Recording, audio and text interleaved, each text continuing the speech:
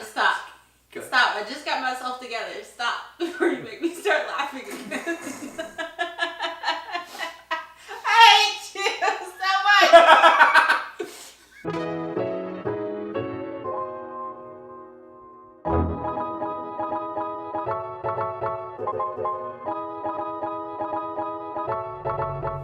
Hey guys, and welcome back to our channel. I'm Mariah. And I'm Jeremy. And today's video, we are going to talk about getting his vasectomy reversed. This is my first time, so what an interesting conversation for my first time on the channel. Let's get into the juicy business. No pun intended, I hope. No, ew. No. Why would you add that? No. Too much. Juicy. Too much. Sorry. Okay, so 2008, 10 years ago, you got the original vasectomy. Yep. And fast forward to meeting me and having this fabulous life. Don't play those games. Do not play those games. Anyway, summer of 2017, we had been talking about it for a while at that point, and we decided, okay, it's time to make some moves and pull the trigger and start to see what the process actually looked like. So we went to a urologist. In February of this year, 2018, we got a referral to Walter Reed. So if you don't know, that is a naval base because we are a military family. So we needed a referral to get there to their urologist. There's only one urologist in the whole army. Military. Well, I think in the military in general. Because I think he's the only one for all four services. I think he specializes. So that was Dr. Dean. We went for a brief checkup and then got a consultation. At that point, the woman who did our consultation told us that the waiting list was like 18 months, which was a little bit shocking because you don't expect to have to go in and then wait for over a year before you can even get scheduled for your appointment. So originally we were looking at, what was it? At that point it was June or July of 2019 just to get the actual procedure done. But it worked out well because she put us on I guess you would call it like a separate list. Yeah, she put us on like a call list. Yep. Because we only live 3 hours away from the clinic, she put us on this list to where she could just call if she had cancellations, and it was on very short notice. That way we could just drive there the next day and get the procedure done. I think that call list was pretty small too, because she probably called us 4 or 5 times before. I don't think there was many people who live within a 3-hour radius of the naval base, because when she first called, her first call to us was in March. Yep, it was the first time she called. A month after, I think. Yeah, it was in March, and then she called again, or she emailed again in April, and then she emailed us in May, and then in May we told her that we could do July. So we wound up landing an appointment for July of this year. In June we went away for our destination wedding, and July came around and we were going on our honeymoon, and then coming back from our honeymoon we were driving back up north basically to go get the surgery done. We didn't tell any family whatsoever. It was like pretty much top secret because we really didn't need either one of our families really in our business. It's really nobody's business to begin with. We did have the kids with us. Did have to get a little bit creative with what we told them that he was actually getting done. I know some people are like, oh, absolute 1000% transparency. We need to tell our kids everything. No, it's none of their business. Unless you're accustomed to talking about your parental penis, then there is no point in mentioning it. Did you say parental I penis? said parental penis. Parental penis? I did say parental penis. Okay, so how did you feel going into the reversal? I would say I felt I was open to the procedure. I obviously had been through the vasectomy before, and the feedback and the comments I had heard from the doctor and from some friends were a mixed bag. I think it really all boils down to your tolerance for pain, especially in that area. I would say I have a little bit higher pain tolerance than maybe some. For me, for him going into the procedure, this might sound a little bit mean, but I wasn't really worried about you. I wasn't concerned about you feeling all this pain, or some people feel like really guilty, like, oh my gosh, I'm putting my partner through all this and they're going to go through all of this pain and all of this suffering, and like, people get really worked up about that. I didn't think that at all. I think more than anything, because of our consultation, the doctor had told us that there may be some scarring, and he didn't really know what he was going to do until he opened him up. So basically, until it came down to the surgery day, there was kind of a plan in place, but he said that plan may quickly change because depending on what it looks like or how the previous doctor did the initial procedure, there may be some damage or some scar tissue that he then has to cut out and try to work around and finagle. So I think more than anything, I was worried about like there being some type of unrepairable damage or yeah, complication's a good word, some type of unforeseeable complication. So I think that was the one thing that kind of increased my level of anxiety about the procedure on that day. I didn't feel like our doctor was going to do anything wrong because I was very confident in his capabilities. He has an extremely good success rate. On that side, I wasn't worried about things. We didn't know what we were getting because the initial procedure was done 10 years ago. I was gonna say I don't think there wasn't a whole lot of pain associated with it. It was more sore than anything else. Some people tend to wonder whether or not we got the vasectomy or what is the other one called? Viva vasectomy, I think. Is it called Viva? It's a VV option or a VE option. So a VE is a lot more complicated, and the VV is just they cut out the pieces that are stitched together or closed off and then reattach the two tubes back together. Yeah, so they reattach the tubes. With the VE, what they do is they cut that portion of it out and then connect that tube directly with the vas deferens. Yep. Yeah, that's right. They connect it directly with the vas deferens. If you can help it, doing a VV is better and gives you better chances than doing a VE. A VE just is a lot more complicated. I did have, I'm not going to say a complication, but one, it was, according to the conversation I had with the doctor afterwards, the one side was a little harder to attach than the other side. Yeah, so, I mean, when he talked to me, he kind of put it as like, I don't want you to worry. But I think when any doctor says, I don't want you to worry, you're like, oh my gosh, what happened? He basically told us that like one side went completely smooth, everything was like perfect. He couldn't ask for a better candidate on that side. The other side, he was like, things got pretty hairy and it was like way more complicated, and he almost thought that he was going to have to do a VE on that side, but he got creative and essentially figured out just how to make it work.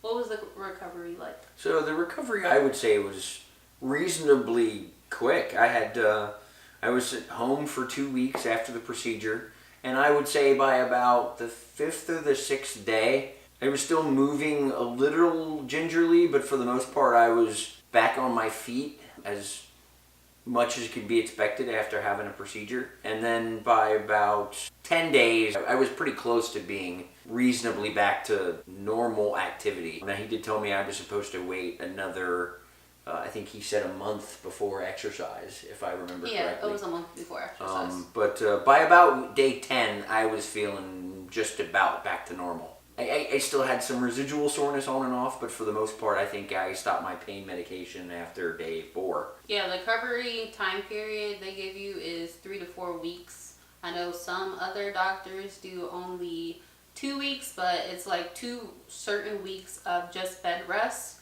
and 3 weeks before you have sex or have any form of ejaculation, and then 4 weeks before you continue with resuming exercise or any strenuous activities. So that brings us to the next part. We did actually wait the whole 3 weeks before we did the deed. A lot of people, a lot of women will try to scramble to figure out within a week of their husband getting their procedure done, whether or not they should do it or have him ejaculate just to clear the pipe, so to speak, because for some women that works, or some women feel like if they do that, then there's a better chance of whatever working. I don't know what it is. All I know is that we followed what the doctor told us and waited the 3 weeks. And the reason why you're supposed to wait that whole time is so that the tubes and the incisions and the sutures and stitches and all that stuff has enough time to fully heal. Because what you don't want is for there to be seminal fluid or other liquids traveling through those tubes, and then you're causing infections and you're just basically screwing yourself over and messing up, or could potentially mess up the procedure itself. And for some people, they spend a lot of money on getting these things reversed, and it would suck if you were to screw that up just because you didn't want to wait a few extra days to have sex. Like, some people are spending $3,000, $4,000, or $5,000 on getting this done and then screwing themselves over by doing that. Do you feel like the sex changed? You're still a boy. See, looking at me like that. You're still a boy. Just so you know. So I would say the sex hasn't changed. I mean, for the first couple of weeks after, it was still, I would say I was still a little ginger. For those of us who don't know what ginger means, what does that mean? Well, I was careful not to be too, I'm not going to say rough, that's not necessarily the right word to use, but too, I guess, vigorous. Yeah. I was careful, and then there were and this actually happened with my vasectomy when I had it done too, is there was a little bit of residual soreness on and off for, I would say, up to 2 months or so afterwards. It's not a painful sore, it's just every now and then it becomes reasonably like a dull pain or a dull discomfort, yeah.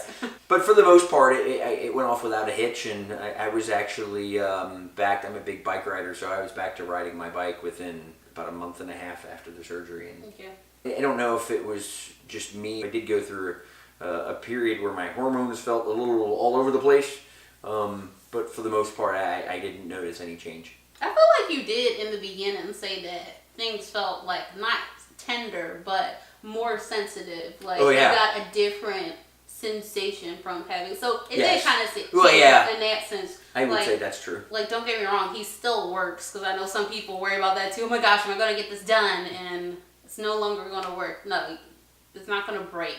It works. Because it's not going to break just because you get this done or anything like that. But you did say that the sensation was different, but not in a bad way. But no, and certainly not in a bad way. So definitely it was in a good way. Yeah. It was an upgrade. The act of ejaculating certainly felt there was a difference in the intensity, I guess is a good word to use. Yeah. So I think a lot of guys worry about that when getting their initial vasectomy done, is like, is it not going to feel good anymore, or am I going to have an issue in having sex, or is ejaculating going to feel less? And in any event, getting it reversed was definitely an upgrade or an improvement. So after we gave all of that information, you're probably wondering, so was the procedure a success? We don't actually know yet. The jury is still out. Yeah, the jury is still out. It's still a mystery. At the end of this month, or towards the end of this month, we are getting our sperm analysis done. I say we. I love how I say we about everything, because it's like, well, you get to help. It's my sperm too. You get to help. I'm saying it like I'm doing it. Like I can make sperm myself. No, but you're certainly going to give me a hand. Really? Why? That's good.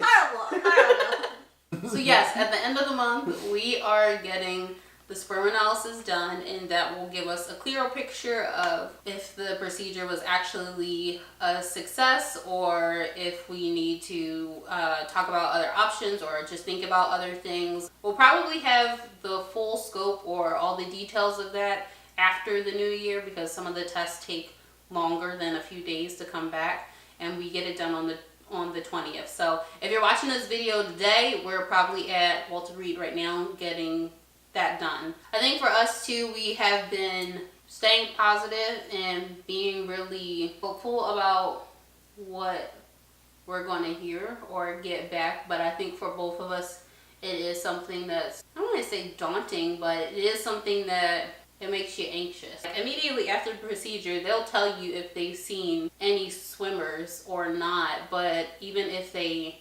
have seen them then, it doesn't mean that they're going to see them once you get the analysis done. And if they don't see any when you get the initial procedure done, that doesn't mean that they won't start seeing them by the time you get the analysis done. It's kind of leaving us in a little bit of limbo. So while we are on our 5th cycle and 5th month of trying, it does leave us in a little bit of a, I guess, just unknown state, because we don't really know like what's going on or if everything is back in working order. One of the things the doctor did say afterwards, it says it's normal, he made it sound anyway, that it's normal for things to take 6 months before men achieve full, I guess virility is a good word to use. Now he did say he's also had clients or had patients that literally conceive within weeks after the procedure, but he did make it sound like 6 months is a normal time period for, I guess, things to return to normal. I don't know. I feel like when you messing around with those little fine-tuned things, nothing is abnormal. I feel like True. Doctors just have to tell you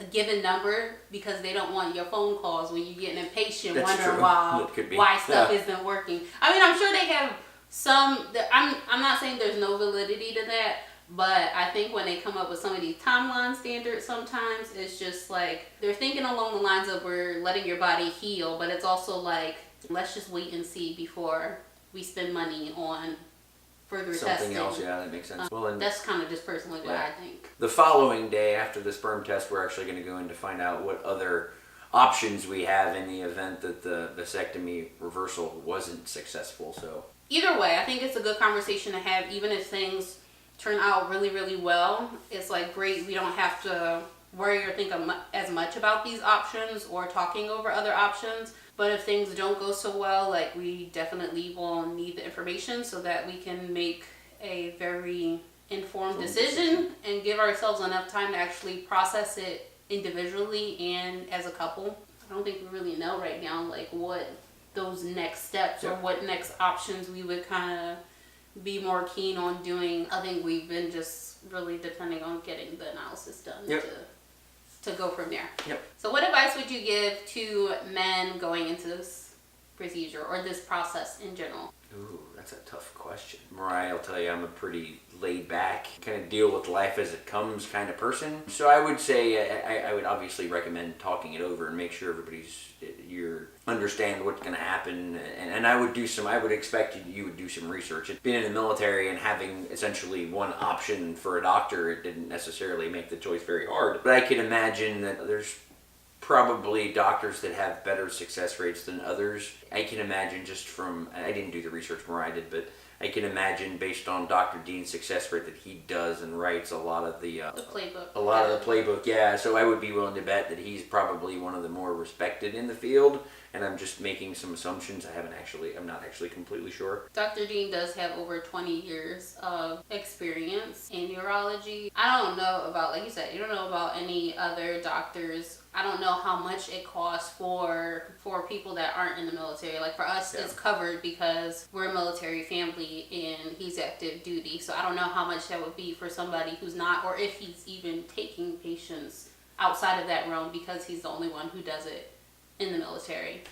But basically what we're saying is don't go with the first person that you see and don't go cheap on it. I know a lot of people, I have heard some doctors' names floating around in both very good ways but also in very bad ways. I'm not going to put any specific doctor's name out there, but I have heard 2 names that people kind of rave on, and then those same 2 names, other people just feel like the doctor was not doing their due diligence. The practice was not clean. Sanitation was even a concern. So don't go forward with a doctor based on just cost. Yes, you don't want somebody to nickel and dime you, but don't say, okay, I got it at this discounted rate, so this is the best option for us. Because I know some people get vasectomy reversals twice, but the way I feel about it is you only really are getting one shot at this. Like, if you get a really botched job with it, then you basically wasted your money anyway. Not only did you waste that money, but you're going to go through other treatment methods that are going to cost you more money because you can't do it naturally, or you don't even have the chance or the potential to do it naturally. So that would be the advice that I would give. There's probably only a handful of them in the U.S. that are that are reputable and that have the capability and a really good success rate, I would bet. From the male perspective, what advice would you give females on talking to their partner about it? Because I know you're like laid back and easy, but I feel like some guys, because it is a sensitive member area, of their body, don't really want to talk about it, or their significant other is like excited about it and like, yes, we're getting this reversal done, and they're just like, okay, like very blasé about it. I would say is just patience. And I know you were patient with me before and after, because you knew it was I'm not going to say it was a sensitive subject, but the area, it's a sensitive area. So I would say that there's certainly some things to consider, and not everyone has some of the same approaches I do, and not everyone is, I mean, someone is cutting into your body. I'm not going to say I took that decision lightly, but it was for good reason. As women, we love to talk about things, and depending on what kind of partner you have, that can feel very overwhelming, and like you're just shoving the information down their throat. And I think men tend to sometimes just feel like they're backed into a corner when it comes to them doing something on their part, like this procedure. So I would say to not only be patient, but just make sure you are both on the same page and both equally on board for it. Because I think sometimes it can feel like one party is more on board for doing it than the other party. At certain points, I was questioning whether or not you really wanted to get it done, because I felt like, okay, he's not really like talking about this that much. I know it's not a sore topic, but sensitive topic, but he's not talking about it that much. You know, I'm the one who's pushing for it, who's trying to communicate back and forth, like with making the appointment and everything like that, just to solidify our date. I'm the one who's like researching all this stuff. So because I think because I was so engrossed in making sure that everything could go the best possible way, it felt like you didn't have as much of a commitment to it, other than laying on the table. Being the guy on the table. Other than laying on the table, it didn't feel like you had as much of a commitment to it. I think that tends to make a lot of women feel like, oh, well, he doesn't really want to have kids then, or he doesn't want to have a kid with me, at least. I don't know. Some women have husbands who are like super over the moon and want to talk about every little part of this process or every little things, and then other ones have the ones who's like, don't talk to me about anything, or it's going in one ear and out of the other. I think you're like kind of in the middle of those two. So with you, I never know what I'm going to get. You're like a box of chocolates. I know myself.